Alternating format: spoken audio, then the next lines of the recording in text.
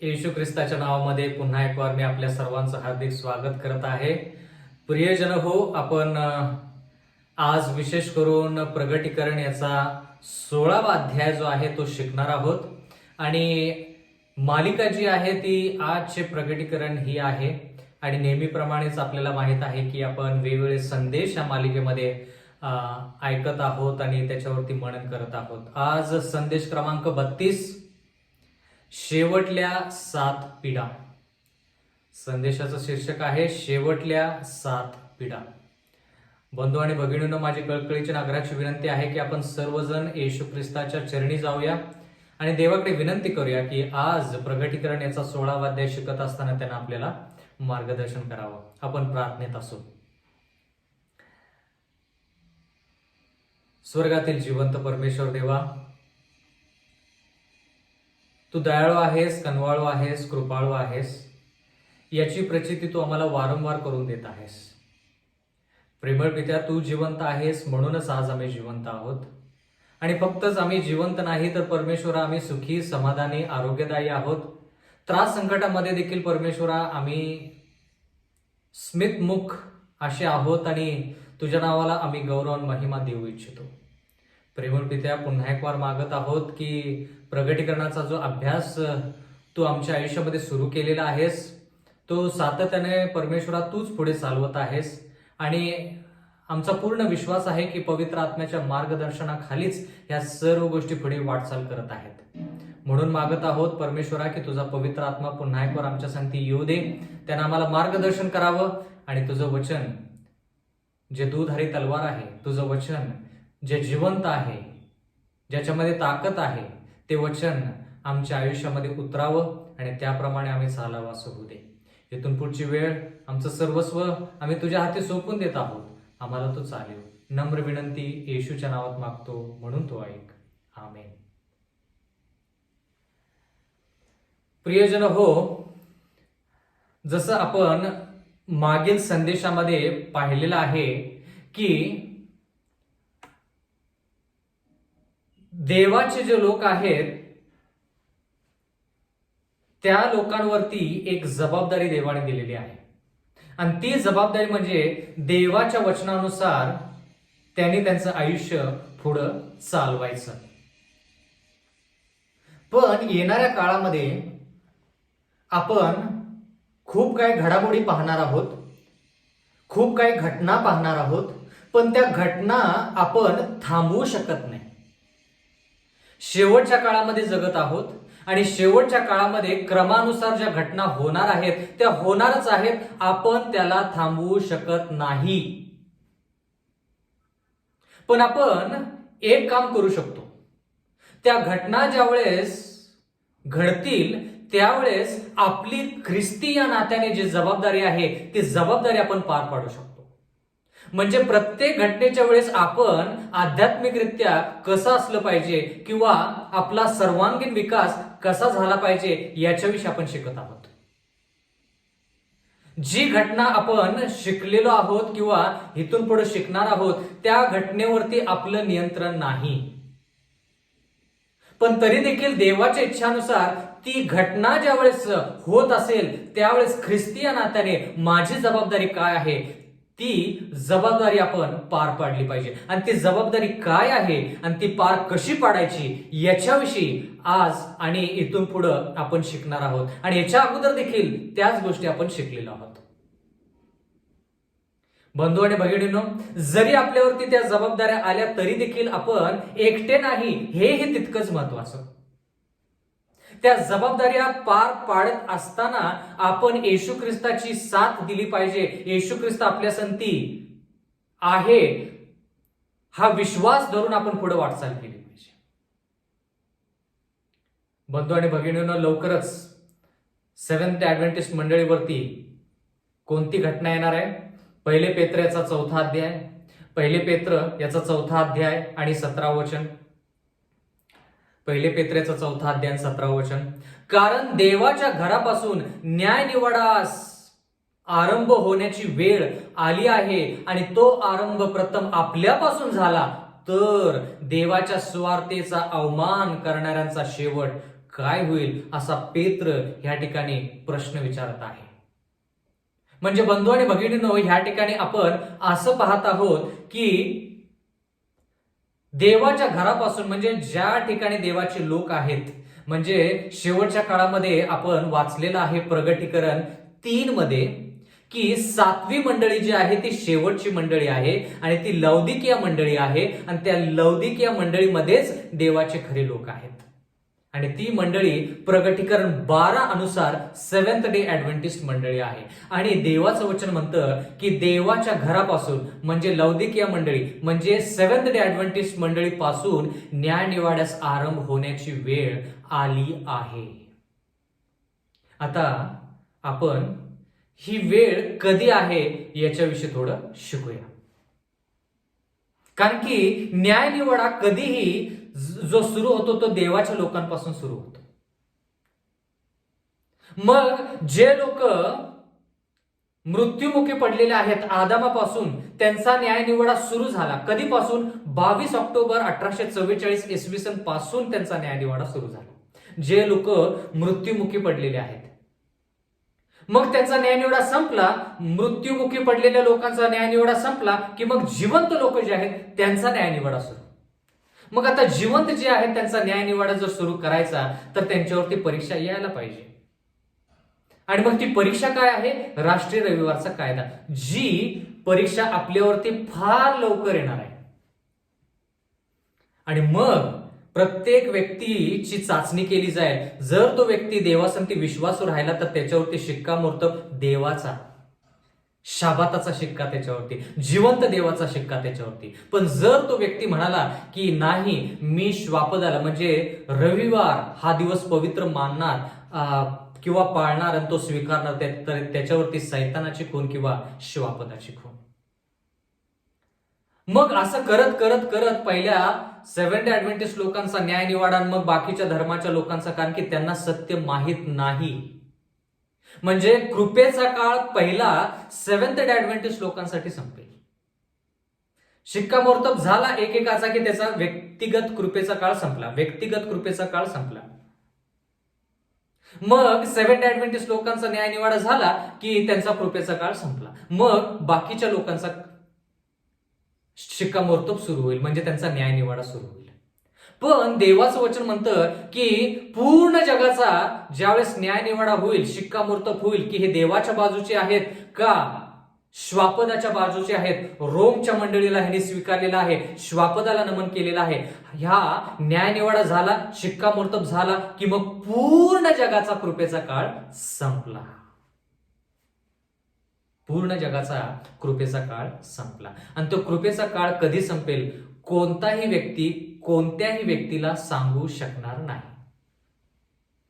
पूर्ण जगाचा कृपेचा काळ संपल्यानंतर काय होईल ह्या ठिकाणी तुम्ही चित्रामध्ये पाहत आहात. पापी लोकांसाठी 7 पिढा असतील आणि त्या शेवटल्या 7 पिढा काय आहेत त्याच्याविषयी आपण शिकणार आहोत. आणि त्याच्या व्यतिरिक्त पवित्र लोक जे आहेत त्यांच्यावरती याकोबाचा क्लेशाचा समय जो आहे तो त्यांच्यावरती येणार आहे.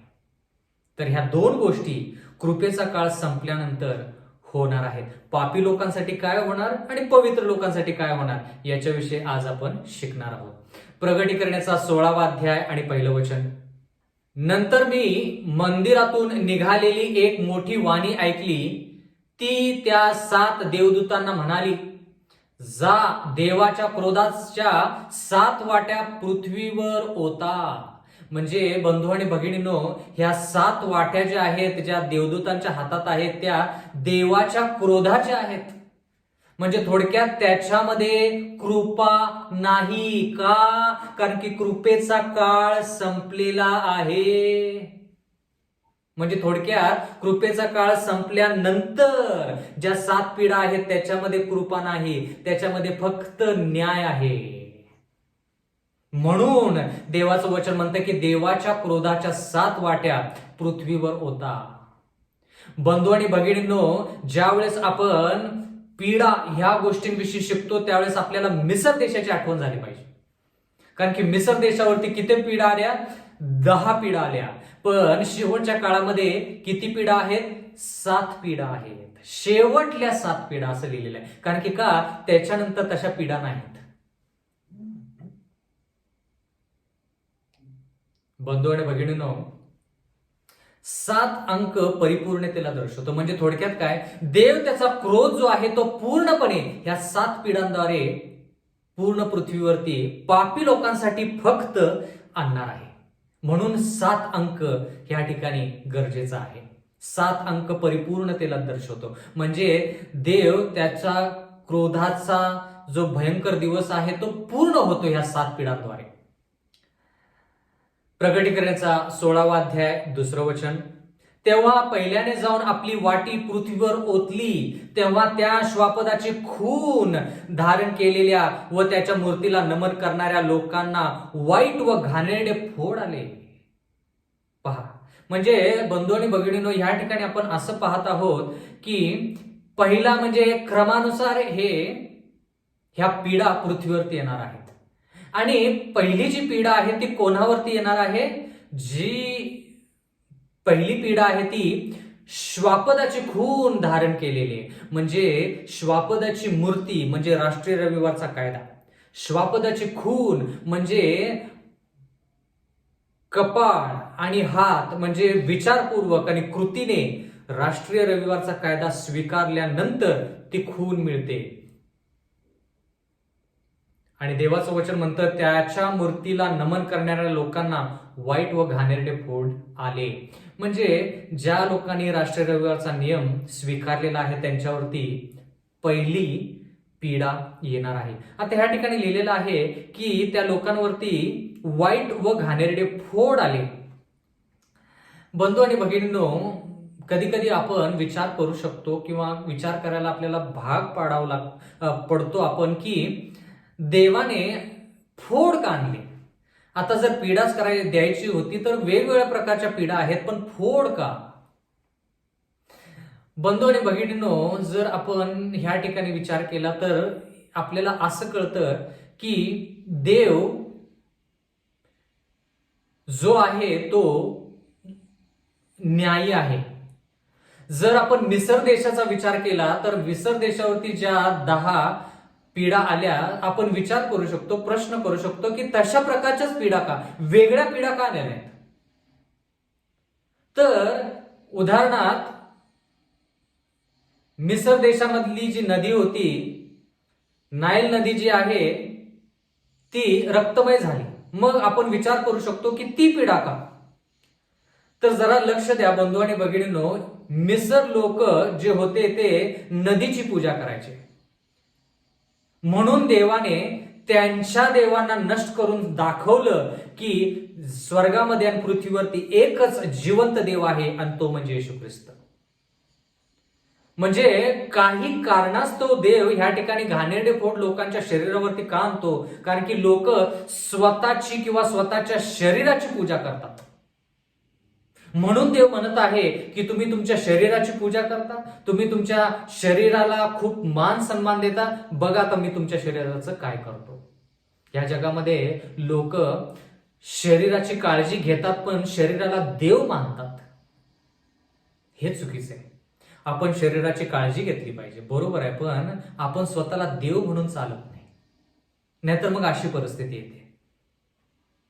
प्रकटीकरणाचा 16वा अध्याय आणि 3 वचन, ह्याच्या अगोदर मी कधी कधी विचार करतो की जे लोक दिसायला सुंदर आहेत, जे लोक दिसायला धष्टपुष्ट आहेत पण देवाच्या इच्छानुसार चालत नाहीत, त्या लोकांचा जर विचार तुम्ही केला तर त्यांच्या शरीरामध्ये खूप व्याधी, खूप आजार, खूप रोगराई त्यांना येते आणि त्यांचा मृत्यू होतो.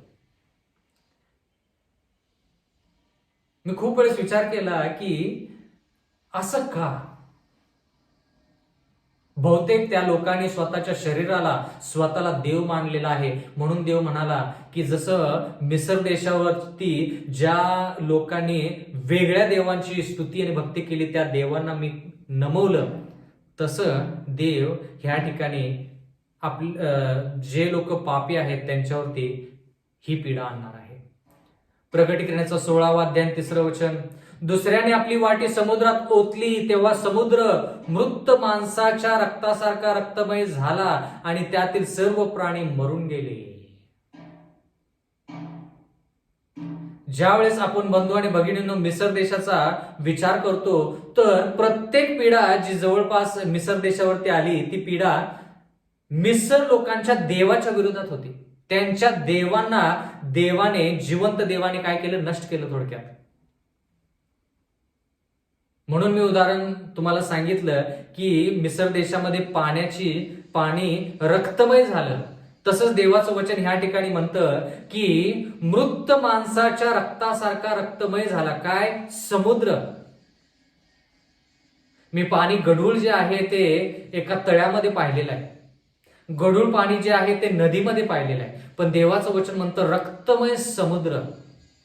मृत माणूस म्हणजे मृत माणूस जसा त्याच्या शरीरातून रक्त येतं, मग त्याचा दुर्गंध जो आहे, तशा प्रकारची परिस्थिती लोकांवरती येणार आहे, म्हणजे थोडक्यात समुद्रावरती येणार आहे. म्हणजे बंधू आणि भगिनींनो, आपण ह्याच्यावरून असा विचार केला पाहिजे की लोक समुद्राला नमन करतात, लोक सागराला प्रणाम करतात, उपासना करतात त्याची. आणि म्हणून देव काय करतो की ठीक आहे, तुम्ही समुद्राला देव म्हटलेला आहे, तुम्ही मला माझी उपासना केली नाही, मला सोडून तुम्ही समुद्राच्या पाठीमागे लागलेला आहे, आता मी तुमच्या समुद्राचं काय करतो ते बघा. म्हणजे मिसर देशावरती ज्या पिढा आल्या तो संदर्भ घ्यायचा आणि शेवटच्या काळामध्ये 7 पिढा ज्या आहेत त्याच्याविषयी थोडं आपल्याला माहिती करून घ्यायची किंवा माहिती जाणून घ्यायची. प्रगटीकरणाचा 16वा अध्याय आणि 4थं वचन. बंधू आणि भगिनींनो, देवाचं वचन म्हणतं, तिसऱ्याने आपली वाटी नद्या व पाण्याचे झरे ह्यात ओतली आणि त्याचे रक्त झाले. कल्पना करा बंधू आणि भगिनींनो की तुम्ही अशा परिस्थितीमध्ये आहात ज्या ठिकाणी समुद्र रक्तमय झालेला आहे, नद्याच रक्तमय झालेल्या आहेत, पाण्याचे झरे देखील रक्तमय झालेले आहेत. म्हणजे तुम्ही जर नळ खोलला, उघडला, तर त्याच्यातून रक्त वाहतं. तुम्ही जर हापसा जो आहे त्या ठिकाणी हापसण्याचे जे यंत्र आहे त्या ठिकाणी तुम्ही जर पाणी भरायला गेला तर त्या ठिकाणी रक्त. बंधू आणि भगिनींनो, ह्या ठिकाणी आपण असं पाहत आहोत की पहिली, दुसरी, तिसरी जी पिढा आहे, ही पिढा ज्या वेळेस पापी लोकांवरती येते, ती पिढा जी आहे ते फक्त पापी लोकांवरती आहे असं आपण मागील संदेशामध्ये देखील पाहिलेलं आहे. त्या पिढांचा प्रभाव, त्या पिढांचा परिणाम पवित्र लोकांवरती होत नाही. पवित्र लोक, पापी लोक ह्या जगामध्ये असतात. कृपेचा काळ संपला की ह्या जगामध्ये असतील, पण पवित्र लोकांवरती त्या 7 पिढांचा प्रभाव किंवा परिणाम होणार नाही. त्या 7 पिढा पवित्र लोकांवरती पडणार नाहीत. आता जरा लक्ष द्या. ज्यावेळेस ह्या पिढा 7 ज्या आहेत त्या पापी लोकांवरती पडतील, त्यावेळेस ते विचार करतील की ह्या पिढा ज्या आहेत ह्या आमच्यावरती पडत आहेत, पण ह्या लोकांना त्या पिढेचा त्रास का होत नाही? आमच्या शरीरावरती फोड आलेले आहेत. बंधू आणि भगिनींनो, जसं आपण पुढं शिकत जाऊ तसं आपल्याला कळेल की पहिली जी पिढा आहे ती बरी आहे, पण दुसरी पिढा जी आहे ती त्याच्यापेक्षा वाईट, आणि तिसरी पिढा जी आहे तर त्याच्यापेक्षा जास्त वाईट. म्हणजे पिढा जी आहे ती वाढत चाललेली आहे, तिची तीव्रता जी आहे ती वाढीला लागलेली. जसं मिसर देशामध्ये पहिली पिढा, दुसरी पिढा आणि शेवटी सर्वात मोठी पिढा म्हणजे पहिला एकुलता एक पुत्र जो आहे तो मरण पावला, ती सर्वात मोठी पिढा मिसर देशावरती होती.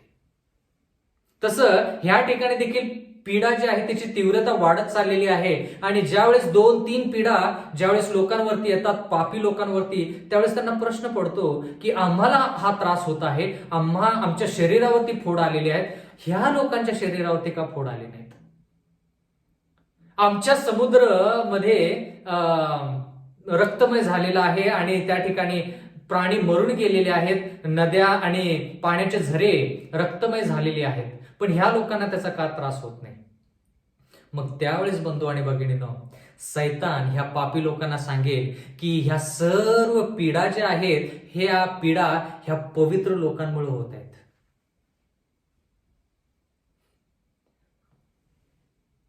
पापी लोकांना सैतान म्हणेल की जर तुम्हाला ह्या पिढांपासून मुक्तता पाहिजे तर तुम्ही काय करा, ह्या पापी लोकांचा तुम्ही शेवट करा, त्यांचा नैनाट करा, म्हणजे ह्या पिढा ज्या आहेत त्या थांबतील. बंधू आणि भगिनींनो, जरा लक्ष द्या. पापी लोक सैतानाच्या इतक्या आहारी गेलेले असणार आहेत की ते सैतान जो काय सांगेल ते ऐकतील. कारण की का, ते पूर्णपणे फसलेले आहेत.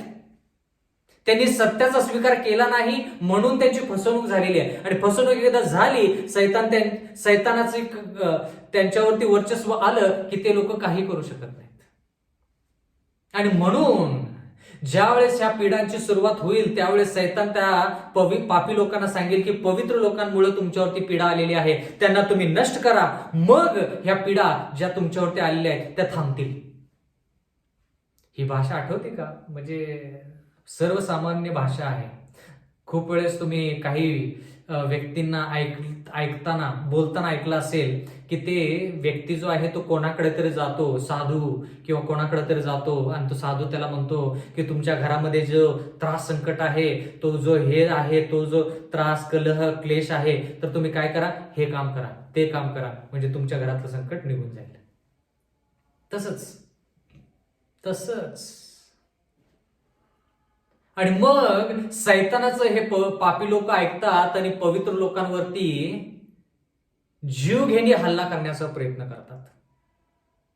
म्हणजे थोडक्यात सैतानाचं ऐकून हे पापी लोक पवित्र लोकांचा पूर्णपणे नायनाट करायचा म्हणून त्यांच्या विरुद्ध लढाई करायला निघतात. मग पवित्र लोकांचं काय होतं? या 7 पिढाच्या काळामध्ये पवित्र लोकांचं काय होतं? यिर्मयाचा 30वा अध्याय आणि 7वं वचन. यिर्मयाचा 30वा अध्याय आणि 7वं वचन या ठिकाणी लिहिलेलं आहे. हाय हाय, तो महादीन आहे, त्याच्या समान दुसरा कोणता नाही. तो याकोबाचा क्लेश समय आहे, तरी त्यातून त्याचा निभाव होईल. देवाचं वचन म्हणतं की हाय हाय, यिर्मया म्हणतो तो महादीन आहे. कोणासाठी? पवित्र लोकांसाठी. त्याच्या समान दुसरा कोणता नाही. म्हणजे जसं तुम्हाला मी मागच्या वेळेस अभ्यास करताना सांगितलं की कृपेचा काळ संपला की मंदिरामध्ये पूर्णपणे धूर येतो आणि त्या मंदिरामध्ये त्या परमपवित्र स्थानामध्ये कोणीही प्रवेश करू शकत नाही. म्हणजे त्या परमपवित्र स्थानामध्ये कोणीही व्यक्ती नाही, म्हणजे येशू ख्रिस्तही नसतो. मध्यस्थी करण्यासाठी येशू ख्रिस्तही नसतो. कारण की का, कृपेचा काळ संपतो. कृपेचा काळ संपला की मध्यस्थी संपली, मध्यस्थी संपली की न्यायनिवाडा संपला. मग येशू ख्रिस्त त्या परम पवित्र स्थानामध्ये देखील नसतो.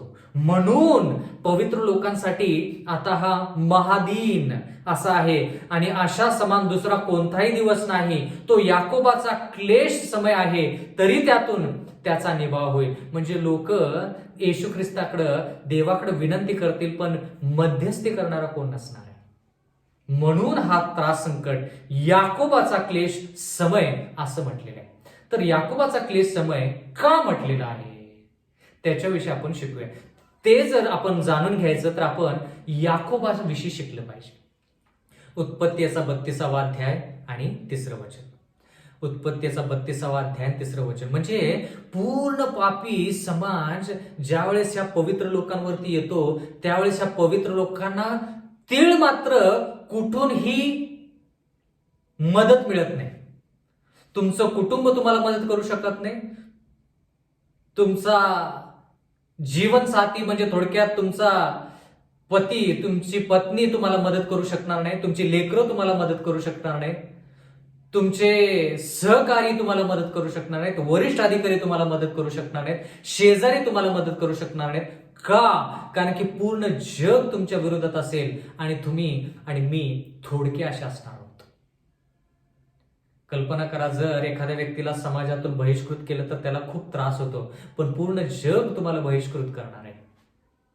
म्हणून बंधू आणि भगिनींनो, त्याची तयारी तुम्ही आणि मी आज आणि आत्ता सुरू केली पाहिजे. उत्पत्तीचा 32वा अध्याय आणि 3रं वचन याकोबाविषयी शिकत आहोत. कारण की का, पवित्र लोक याकोबाचा क्लेश समय याच्यातून जाणार आहेत. तर याकोबाविषयी शिकूया.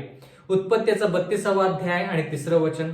मग याकोबाने सेईर देशात म्हणजे अदोम प्रांतात आपला भाऊ एसाव याच्याकडे जासूद आगाऊ पाठवले. म्हणजे पार्श्वभूमी अशी आहे की याकोब आता लाबान ह्याच्या घरी सेवा करून त्यानं खूप काही धन संपत्ती मिळवलेली आहे आणि त्याची इच्छा आहे की त्यानं त्याच्या मायदेशी परत परतावं.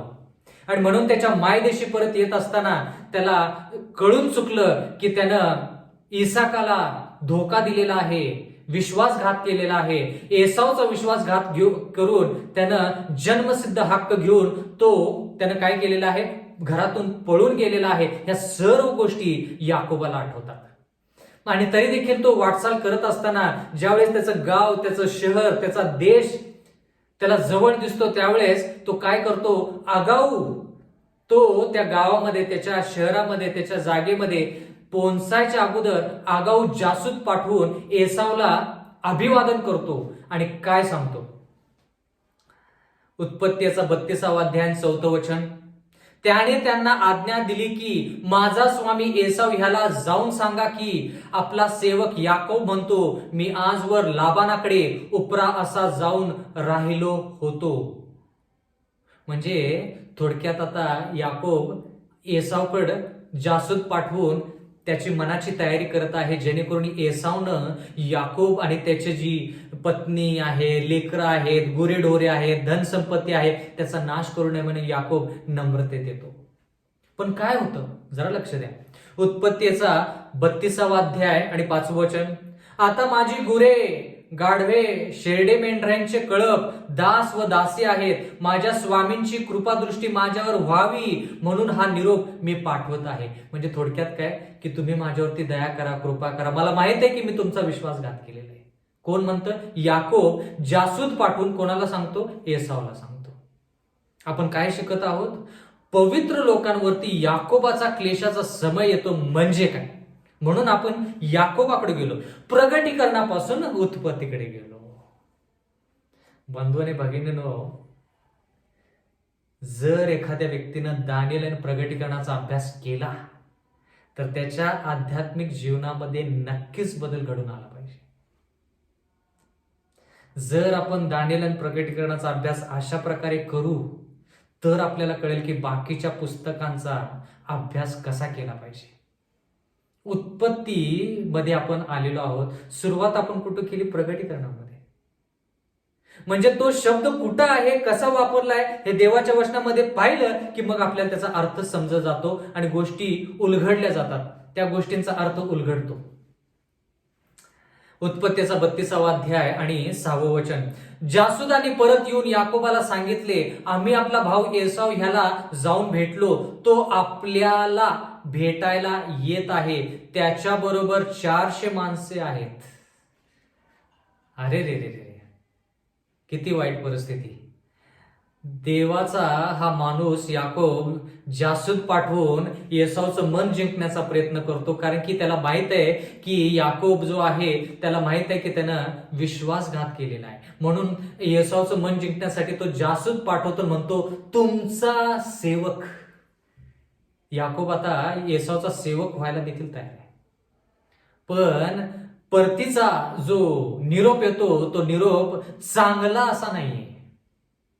तो निरोप जो येतो तो निरोप असा आहे की तुमचा भाऊ तुमच्या भेटीला येत आहे आणि तो एकटा येत नाही, त्याच्या संगती 400 माणसं आहेत.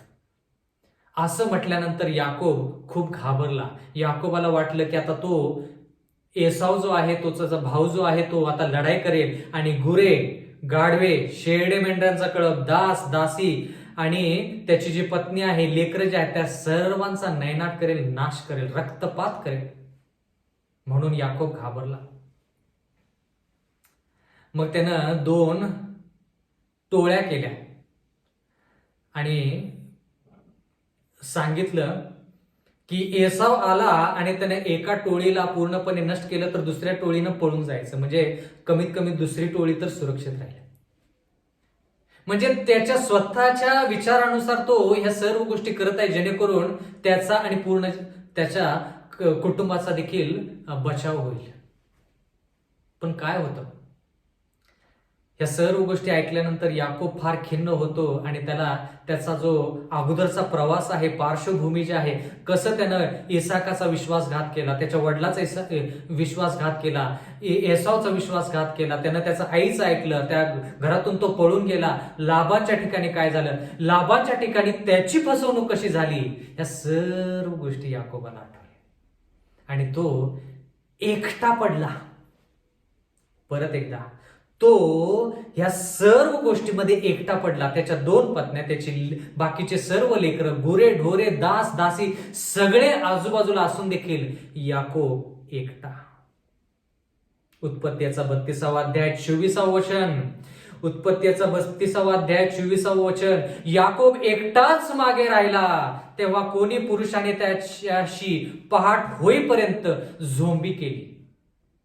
म्हणजे त्यानं एक जी नदी आहे ती पार करण्यासाठी त्याच्या लोकांना सांगितलं, त्या लोकांनी 2 टोळ्या करून ती नदी पार केली आणि तो एकटाच ह्या नदीच्या ह्या बाजूला एकटाच राहिला. आणि एकटाच राहिला असताना त्याला त्याचं अगोदरचं आयुष्य आठवलं. तो फार दुःखी झाला, त्याला फार निराशा झाली, तो फार घाबरला आणि त्याच क्षणाला कोणीतरी येऊन त्याच्या खांद्यावरती थाप मारली. लगेच त्याला वाटलं की एसाव आलेला आहे आणि त्याचं सैन्य जे आहे त्या सैन्यानं याकोबाला शोधून काढलेलं आहे आणि म्हणून तो काय करतो, याकोब लगेच त्याच्याशी झुंज करायला तयार होतो, झोंबी करतो त्या व्यक्तीसंती आणि त्या झोंबीतून स्वतः जिंकण्याचा प्रयत्न करतो, स्वतःला सोडवण्याचा प्रयत्न करतो.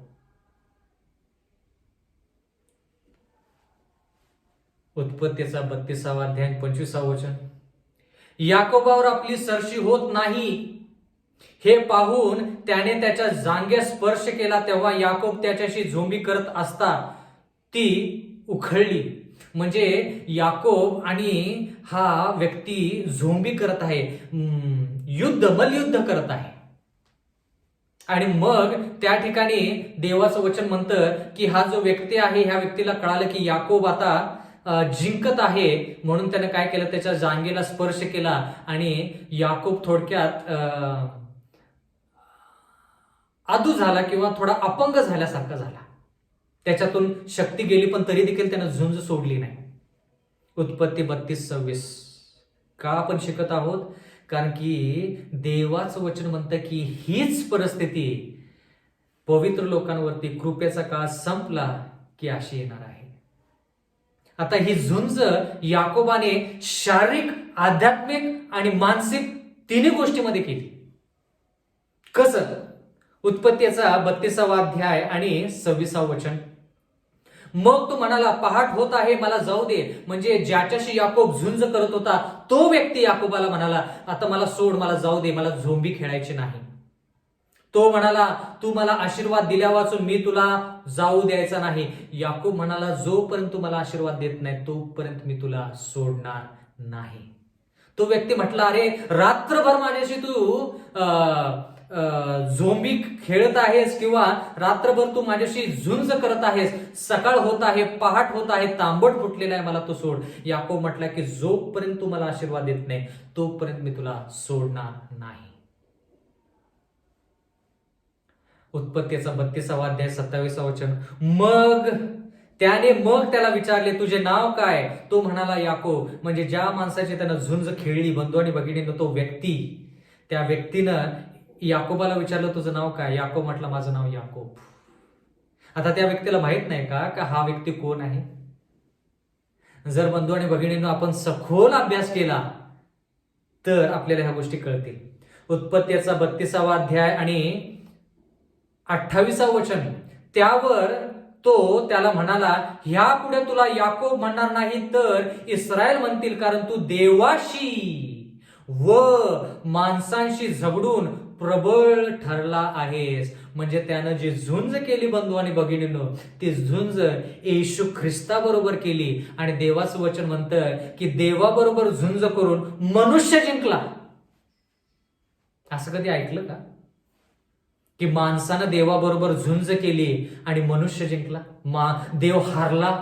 म्हणजे शेवटी देवाने, येशू ख्रिस्ताने, त्या देवाने ह्या याकोबाला आशीर्वाद दिलाच तर. आणि म्हणाला की तुझं नाव आता याकोब नाही, तुझं नाव इस्रायल. इस्रायल म्हणजे तू प्रबळ ठरलेला आहेस, तू प्रबळ असा आहेस. बंधू आणि भगिनींनो, देवाचं वचन म्हणतं की पवित्र लोकांवरती ज्यावेळेस पूर्ण जग, एसाव सारखं पूर्ण जग येईल, त्यावेळेस त्यांचं कोणतंही नातं ह्या जगासंती नसणार. कोणतंही नातं ह्या जगासंती नसणार. पती पत्नी एकत्र जरी पवित्र असले तरी देखील वैयक्तिकरित्या तुम्हाला झुंज खेळावं लागेल. कोणासंती? देवासंती. आणि ते झुंज काय असेल? देवा, माझ्या सर्व पापांची क्षमा झालेली आहे का नाही ते तू मला कृपा करून सांग. कारण की मला माहित आहे की फोड आलेले आहेत लोकांवरती, नदी रक्तमय झालेली आहे. ह्याच्यावरून मला माहित आहे देवा की कृपेचा काळ संपलेला आहे आणि 7 पिढ्यांचा हा काळ झालेला आहे. देवा, कृपा करून मला सांग की मी तुझ्या संती एकनिष्ठ आहे का नाही. देवा, कृपा करून मला तू दाखव की मी तुझ्या संती आणि तू माझ्या संती आहे किंवा नाही. आणि ही झुंज कधीपर्यंत? जोपर्यंत येशू ख्रिस्त येत नाही तोपर्यंत झुंज. प्रत्येक आधार जो तुमचा ह्या जगामध्ये आहे, जो आत्ता आहे, तो प्रत्येक आधार तोडला जाईल. प्रत्येक आधार निष्फळ होईल. प्रत्येक आधार तुमचा काढून घेतला जाईल आणि तुम्ही येशू ख्रिस्त मध्यस्थी करत नसताना पवित्र आयुष्य जगून येशू ख्रिस्तावरती पूर्ण विश्वासाने जगणार आहात. याकोबानं जशी झुंज केली तशी तुम्ही आणि मी झुंज केली पाहिजे. म्हणून देवाचं वचन म्हणतं की पापी लोकांसाठी 7 पिढा, पहिल्या 7 पिढ्यांपैकी पहिल्या पिढा आल्या की लोक सगळे पूर्ण जग ह्या पवित्र लोकांकडे वळणार आहे. म्हणणार आहे की तुमच्यावरती पिढा येत नाहीत का, चला ह्यांना नष्ट करूया. आणि ज्यावेळेस ते लोक नष्ट करायला येतील त्यावेळेस तुम्ही देवाकडे विनंती कराल, काकुळतीने विनंती कराल. तुम्हाला ते लोक त्रास देत आहेत ह्याच्यापेक्षा जास्त, देवा मी पवित्र आयुष्य जगत आहे का, देवा माझ्या पापांची क्षमा झालेली आहे का, देवा मी शुद्ध आहे का, देवा माझे पाप पुसून टाकलेलं आहे का, ह्याच्याविषयी जास्त. आणखी का तुमचं लक्ष सार्वकालिक जीवनाकडे असणार आहे. बंधू आणि भगिनींनो, फार महत्वाच्या गोष्टी आहेत. माझी इच्छा आहे की पूर्ण जगाने ह्या गोष्टी ऐकाव्यात. या मौल्यवान जो संदेश आहे, हा संदेश माझा नाही, देवाचा आहे. प्रकटीकरणाचा 16वा अध्याय 5वं वचन, तेव्हा मी जलांच्या देवदूताला असे बोलताना ऐकले, हे प्रभू, जो तू पवित्र आहेस, होतास व असणार, त्या तू असा न्यायनिवाडा केलास म्हणून तू न्यायी आहेस. म्हणजे जरा लक्ष द्या, देवाचं वचन म्हणतं की देवदूत जो आहे तो देवदूत बोलताना योहानाने ऐकलं आणि तो देवदूत काय म्हणत होता, देवा तू न्यायी आहेस. म्हणजे थोडक्यात पापी लोकांवरती जो त्रास संकट येतो, जी पीडा येते, त्याच्यावरून पूर्ण जगाला म्हणजे तुम्हाला आणि मला देखील कळतं की देव न्यायी आहे. आणि देवदूत ही म्हणतो की देव न्यायी आहे. कारण की का, त्यानं कृपा ह्या लोकांना दिली होती, त्यांनी त्या कृपेचा वापर केला नाही म्हणून त्यांची कृपा काढून घेण्यात आली, त्यांचा कृपेचा काळ संपवण्यात आला आणि त्याच्यानंतर ज्या पीडा आल्या त्याच्यामध्ये कृपा नव्हत्या. जरा लक्ष द्या, कान उघडे करून, मन उघडून लक्ष द्या.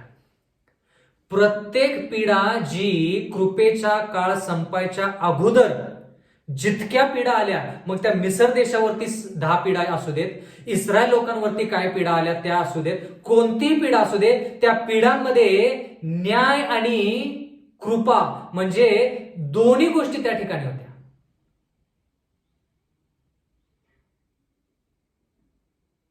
त्या पीडांमध्ये शासनही होतं आणि कृपा देखील होती. म्हणजे मिसर देशावरती ज्या 10 पिढ्या आल्या त्याच्यामध्ये कृपा होती की त्या मिसर लोकांनी देवाकडे वळावं.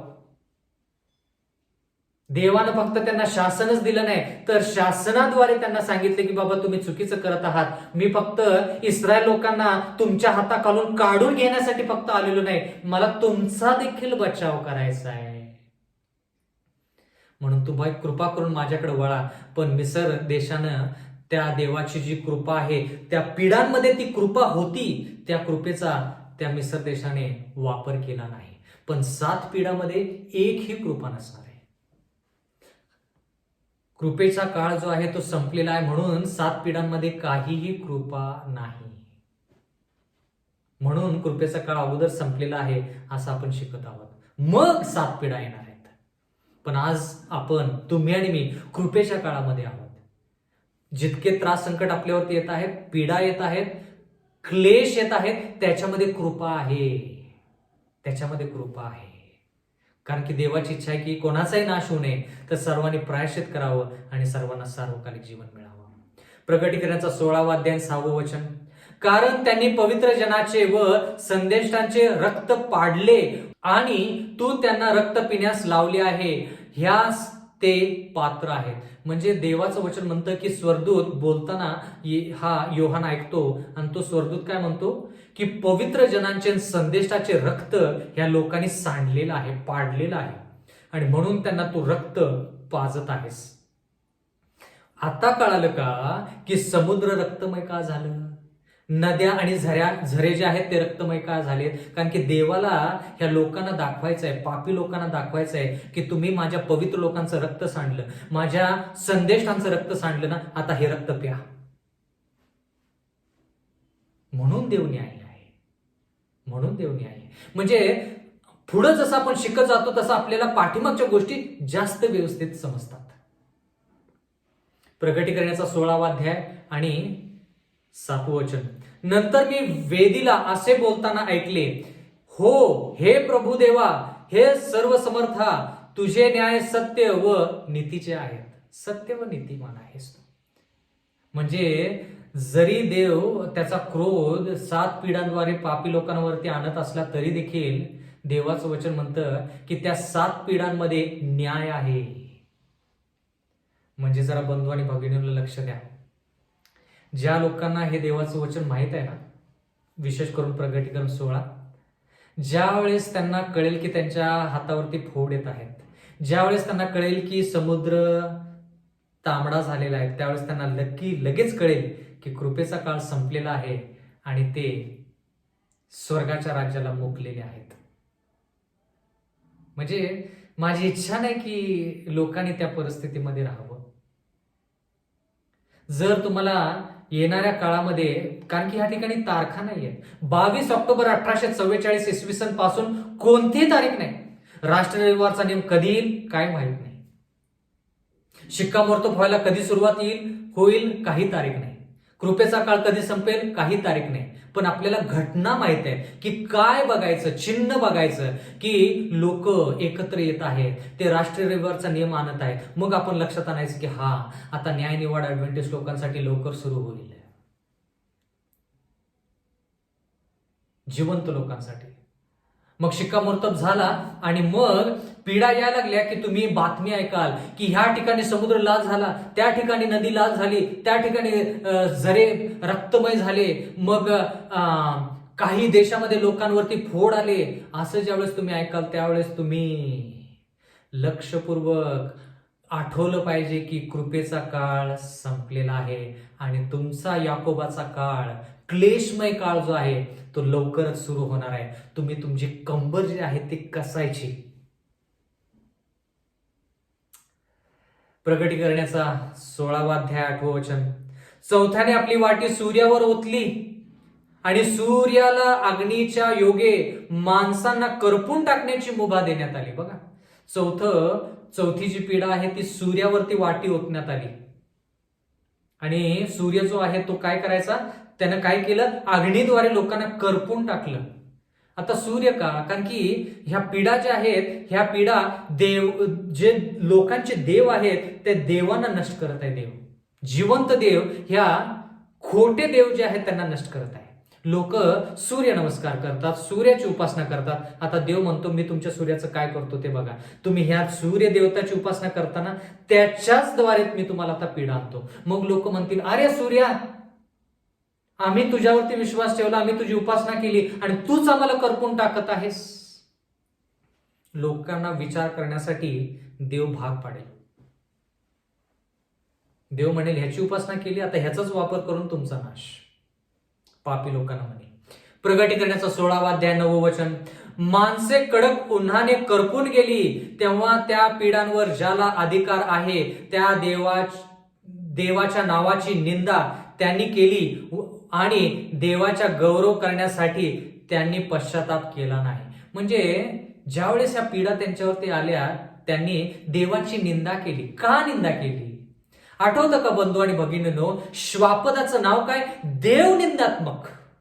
म्हणजे देवाच्या विरोधात आणि देवाच्या स्थानी, देवाच्या विरोधात देवनिंदात्मक गोष्टी हे श्वापद करतं. आणि जे लोक श्वापदाला नमन करतात ते लोक देखील देवनिंदात्मक होतात. आणि ज्यावेळेस पीडा त्यांच्यावरती येतात त्यावेळेस प्रायश्चित ते करू शकत नाहीत. कारण की का? कृपेचा काळ संपलेला आहे.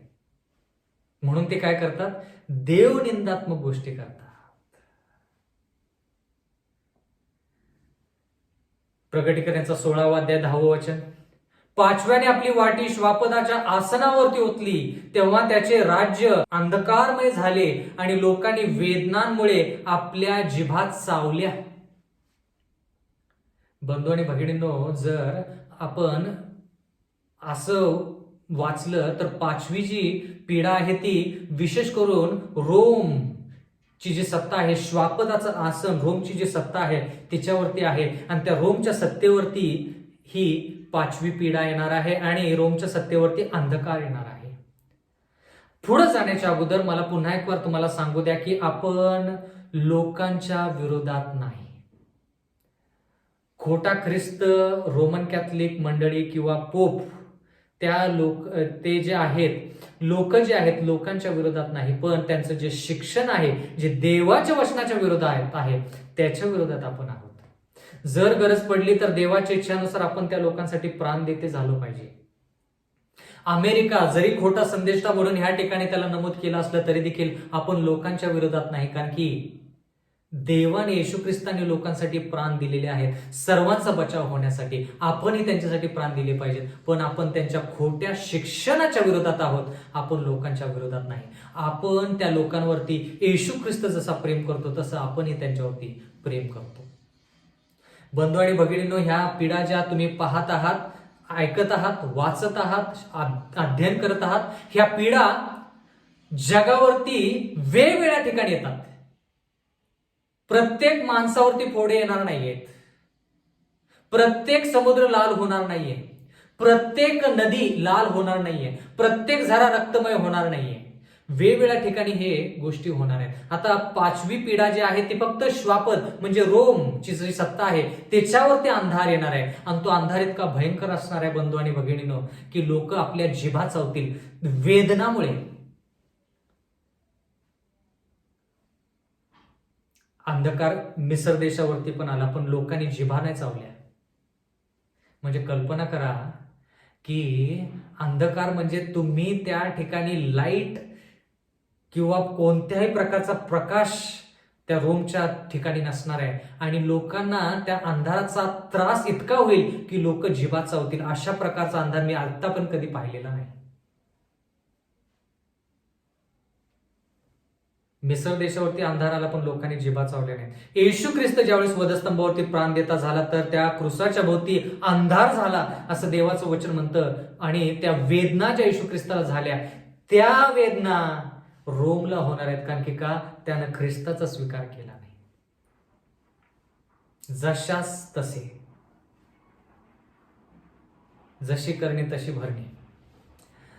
प्रगटीकरणाचा 16वा अध्याय 11वे वचन, आणि आपल्या वेदनांमुळे व आपल्या फोडांमुळे त्यांनी स्वर्गाच्या देवाची निंदा केली आणि आपल्या कृत्यांबद्दल पश्चाताप केला नाही. पश्चाताप केला नाही म्हणजे त्यांनी थोडक्यात निंदाच केली देवाची. देवा हे असं का? देवा ते तसं का? देवा तू हे आहेस, देवा तू तो आहेस. प्रगटीकरणाचा 16वा अध्याय 12वे वचन, सहाव्याने आपली वाटी फरात नदीवर ओतली तेव्हा सूर्याच्या उगवतीपासून येणाऱ्या राजांची वाट सिद्ध व्हावी म्हणून त्याचे पाणी आटून गेले.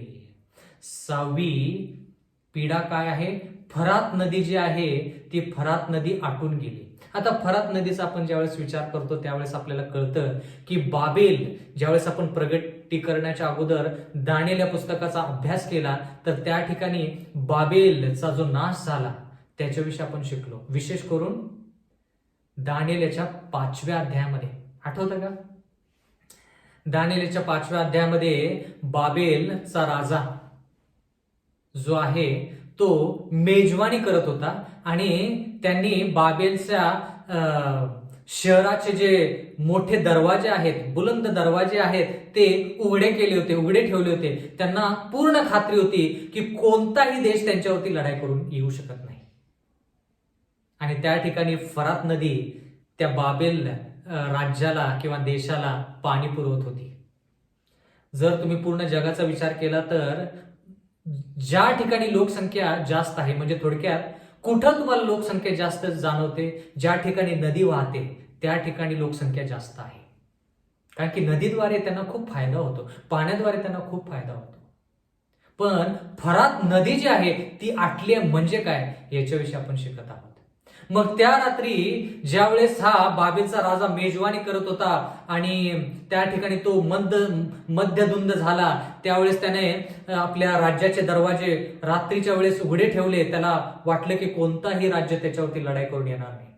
त्यावेळेस मेदी पार्शीचं राष्ट्र आलं आणि त्यांनी त्या फरात नदीचा जे पात्र आहे, जी दिशा आहे ती दिशा वळवली, नदीचीच दिशा वळवली आणि ते पाणी जवळपास आटवलं. म्हणजे जवळपास अशा प्रकारे आटवलं, अशा प्रकारे त्या नदीचा प्रवाह त्याची दिशा बदलली जेणेकरून मेदी पार्शीचे जे सैन्य आहे ते सैन्य बाबेलमध्ये शिरकाव करू शकतील. आणि त्यांनी बाबेलमध्ये शिरकाव केला. त्या ठिकाणी फाटक सगळे उघडे होते, त्या ठिकाणी सगळे मध्य धुंद होते, कोणीही सतर्क नव्हतं. आणि मेदी पार्शीच्या राज्यानं जाऊन सायरस, कोरेश ह्या व्यक्तीनं जाऊन पूर्णपणे लढाई करून सर्वांना लढाईमध्ये नष्ट केलं, त्यांचा नायनाट केला. त्या ठिकाणी 2 राजे होते, मेदी आणि पारशी. त्या ठिकाणी कोरेशनं लढाई केली आणि त्या ठिकाणी दार्यावेश राजा राजगादीवरती बसला.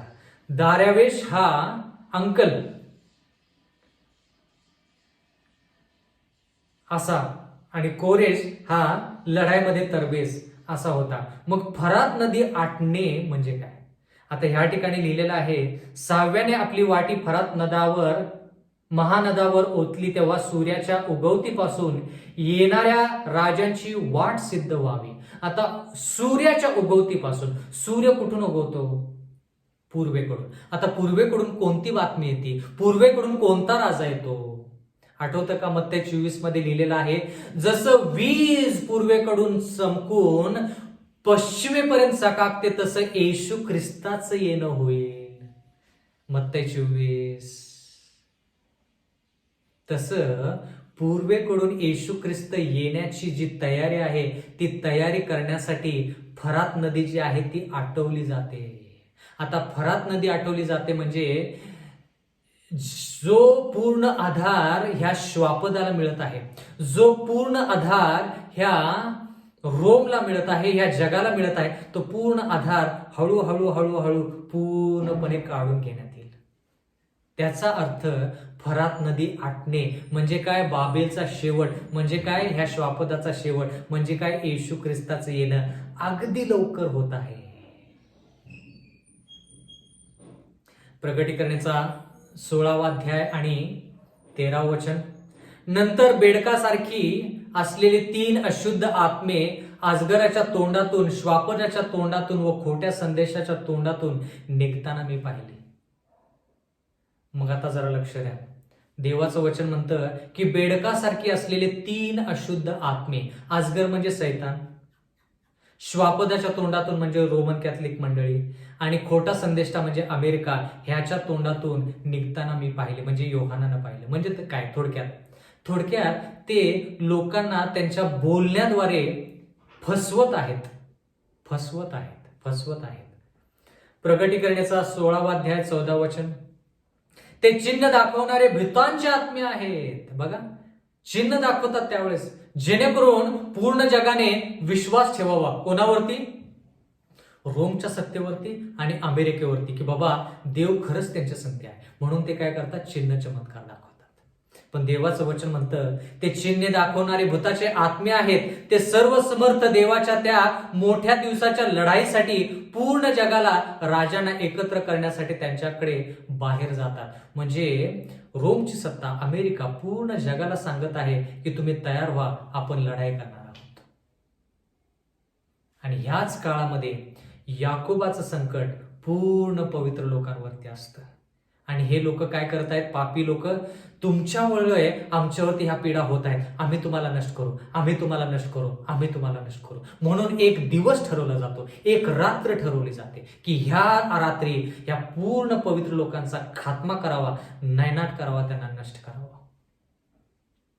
प्रगटीकरणाचा 16वा अध्याय आणि 15 वचन. पहा, जसा चोर येतो तसाच मी येईन. आपण नग्नच असे चालू नये व आपली लाज लोकांना दिसू नये, म्हणून जो जागृत राहतो व आपली वस्त्र राखतो तो धन्य. बघा, या सर्व गोष्टीमध्ये जर तुम्हाला याकोबाच्या क्लेशाच्या समयातून पार पडायचं असेल तर देवाचं वचन म्हणतं की तुम्ही आणि मी वस्त्र राखली पाहिजे. म्हणजे पावित्र्याशिवाय आपण ती लढाई लढू शकत नाही.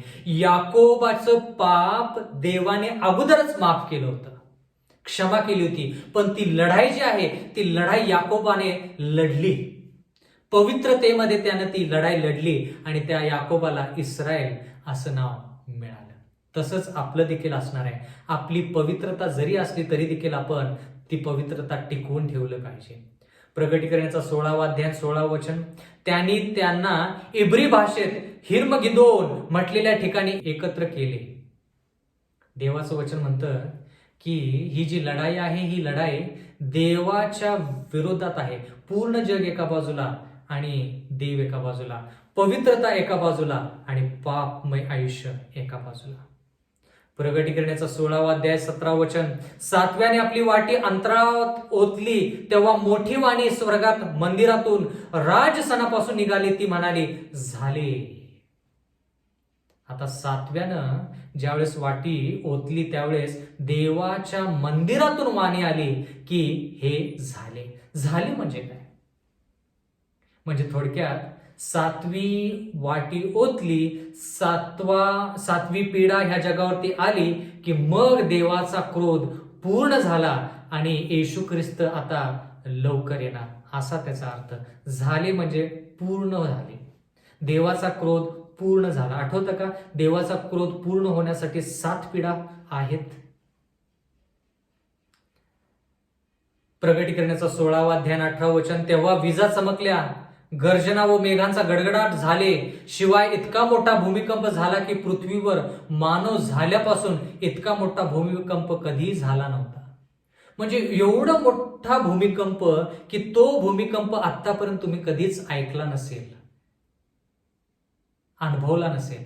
अशा प्रकारचा भूमिकंप येणाऱ्या काळामध्ये होणार आहे. प्रगटीकरणाचा 16वा अध्याय आणि 19 वचन.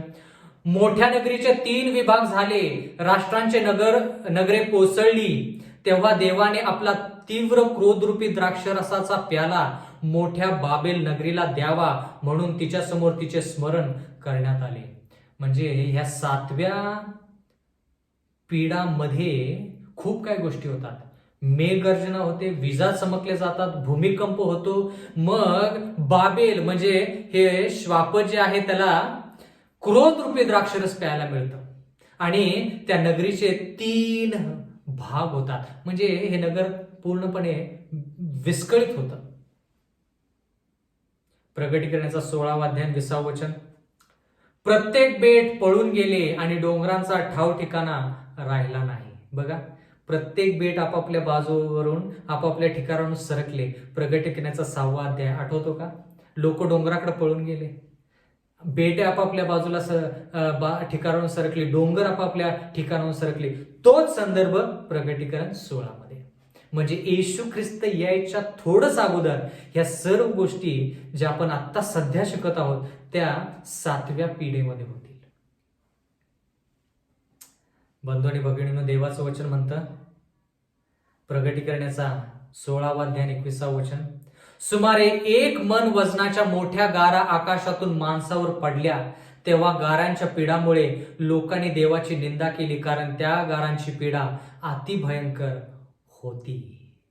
देवाचं वचन म्हणतं या 7व्या पिढीमध्ये गारांचा मोठा वर्षाव होतो, इतका मोठा वर्षाव की 1 मन, एक गार जे आहे ते एक मन म्हणजे जवळपास 35 ते 40 किलो,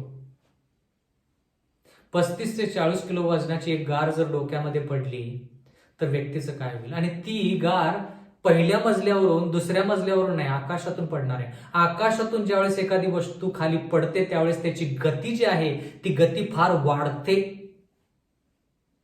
1 मजल्यावरून जर तुम्ही एखादी गोष्ट खाली टाकली तर तेवढी गती नसते, जेवढी स्वर्गाच्या राज्यातून ज्यावेळेस ह्या गारा पडतील त्यावेळेस ती गती जी आहे ती अतिशय भयंकर असेल. मनुष्य काय, प्राणी काय, मोठमोठे घरं जे इमारती आहेत त्या देखील ढासळतील, कारण की 35 ते 40 किलो वजनाची एक गार. बंधू आणि भगिनींनो, 7 पिढा की याकोबाचा क्लेशाचा समय, याच्यापैकी तुम्ही आणि मी निवडायचं आहे. ह्या 2 पैकी तुम्हाला आणि मला कोणती गोष्ट पाहिजे? देवाने दोन्ही गोष्टी तुम्हाला आज सांगितलेल्या आहेत. देवाने दोन्ही गोष्टी तुमच्या समोर सादर केलेल्या आहेत. 7 पिढा ज्या पापी लोकांसाठी आहेत आणि याकोबाचा क्लेशाचा समय जो पवित्र लोकांसाठी आहे. कृपेचा काळ संपला की पवित्र लोक, त्यांना कोणताही आधार नसेल, फक्त येशू ख्रिस्त. आणि पापी लोक म्हणतील की ह्या लोकांना आम्ही काय करणार आहोत? जीवे मारणार आहोत. एक दिवस ठरवला जाईल, एक रात्र ठरवली जाईल आणि त्या रात्री ह्या लोकांना वधण्यासाठी पापी लोक ज्यावेळेस पुरेपूर प्रयत्न करतात, ज्यावेळेस शस्त्र घेऊन ह्या पवित्र लोकांचा जीव घेण्याचा प्रयत्न करतात, त्यावेळेस आकाश प्रकाशमय होतं आणि येशू ख्रिस्त पवित्र लोकांना आणि पापी लोकांना दिसतो. आणि देवाचं वचन म्हणतं की येशू ख्रिस्ताचं आगमन त्यावेळेस ह्या भूतलावरती होतं. त्यावेळेस पवित्र लोक जल्लोष करतात, पापी लोक त्यांचे जे शस्त्र आहेत ते गळून पडतात आणि सर्व लोक, सर्व डोळे, प्रत्येक डोळा जो आहे तो येशू ख्रिस्ताकडे पाहतो. परमेश्वर आपणा सर्वांस आशीर्वाद देव. आपण प्रार्थना करूया.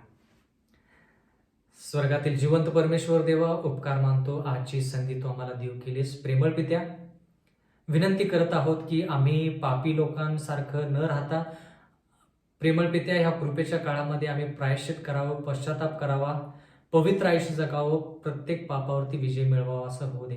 जो कोणी हा संदेश ऐकल परमेश्वरा, विनंती करत आहोत की त्या व्यक्तीनं तुझा स्वीकार करून परमेश्वरा सार्वकालिक जीवनाची वाटचाल करावी.